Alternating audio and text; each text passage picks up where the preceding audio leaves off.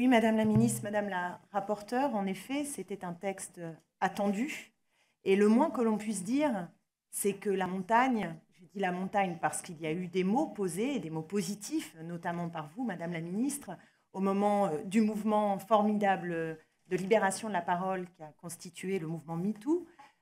Au-delà des mots, ce qui était attendu, c'est des moyens et une loi qui permettent de répondre aux besoins des victimes aujourd'hui. Donc la montagne aujourd'hui, me semble-t-il, a accouché d'une toute petite souris qui ne répond pas aux besoins des victimes. Et de notre point de vue, seule une loi cadre, c'est-à-dire une loi avec des moyens associés, aurait pu permettre d'accompagner ce mouvement et de faire en sorte que les pouvoirs publics prennent à bras-le-corps les réponses pour que les victimes puissent être accompagnées, que la justice puisse se dérouler dans notre pays.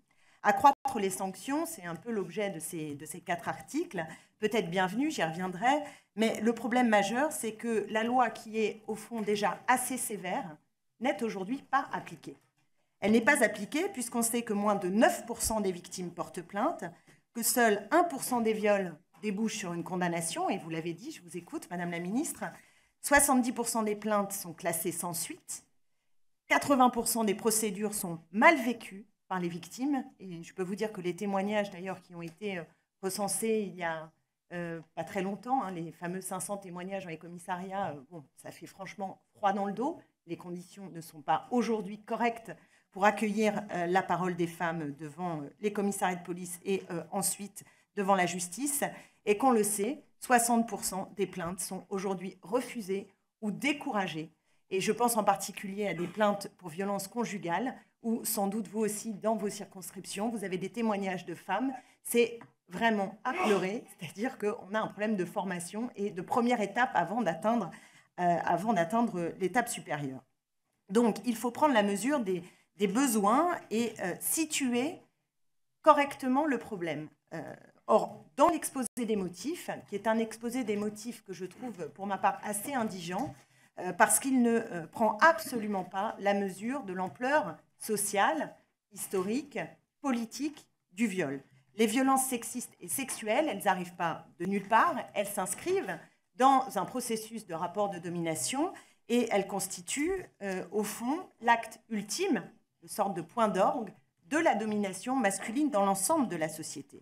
Et quand je disais indigent, Madame la Ministre, je suis étonnée que vous ayez laissé passer, par exemple, le terme d'abus sexuels. Je crois qu'on est arrivé à une étape supérieure et dans un exposé des motifs aujourd'hui sur les violences sexuelles, on peut estimer qu'on n'abuse pas, on agresse. Et les mots sont, de ce point de vue, très importants, y compris pour la reconstitution vivante des femmes victimes. Donc prendre le problème à la racine, et c'est pourquoi nous voulions une loi cadre, comme d'ailleurs les Espagnols l'ont fait en 2004, c'est considérer qu'il y a des enjeux éducatifs et que donc l'école, l'éducation contre les stéréotypes sexistes doit être pris en charge par les pouvoirs publics et ce, dès la prime enfance, que la question des inégalités professionnelles, de la précarité dans laquelle se trouvent les femmes est également un sujet.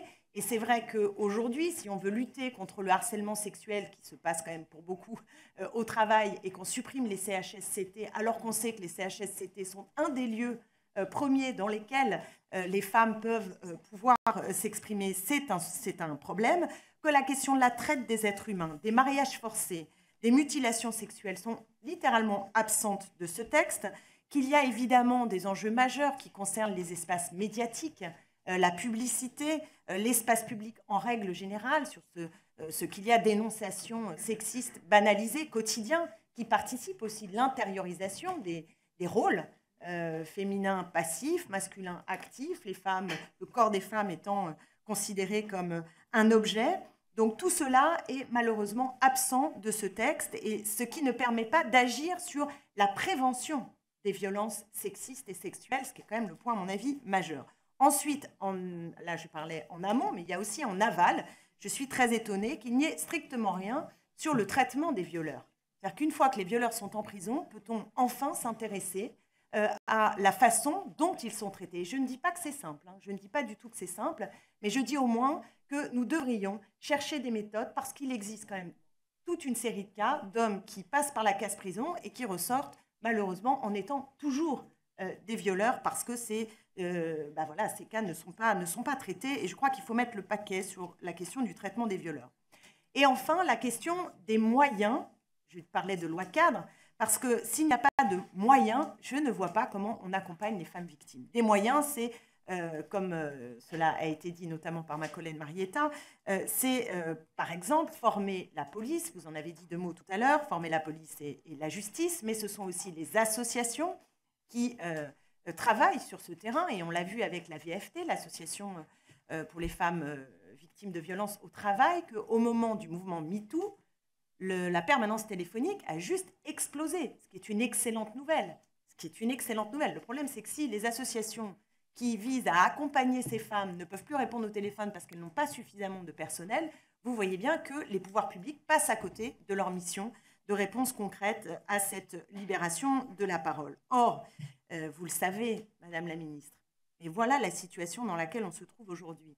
En France, je fais une comparaison avec l'Espagne, qui n'est pas un pays dont les budgets publics sont particulièrement plus fringants qu'en France.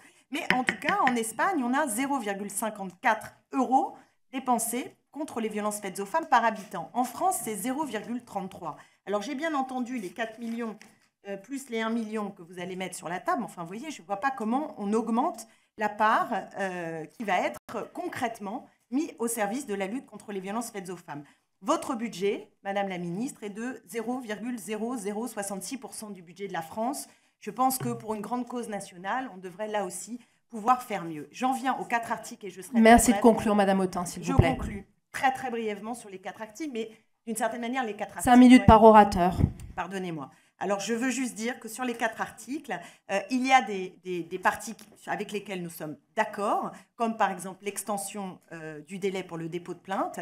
Il y a des manques qui nous paraissent assez graves, notamment de vocabulaire. Il nous semble que le consentement doit entrer dans le droit et que l'outrage devrait être qualifié d'agissement. Et je termine là-dessus. Nous sommes préoccupés, j'y reviendrai dans les débats, par le déclassement juridique du harcèlement ou la correctionnalisation accrue de viols, qui sont des crimes devant être jugés devant les assises. Or, là, la façon dont vous introduisez, on y reviendra dans le détail, peut amener à abaisser finalement la classification des viols et du harcèlement sexuel.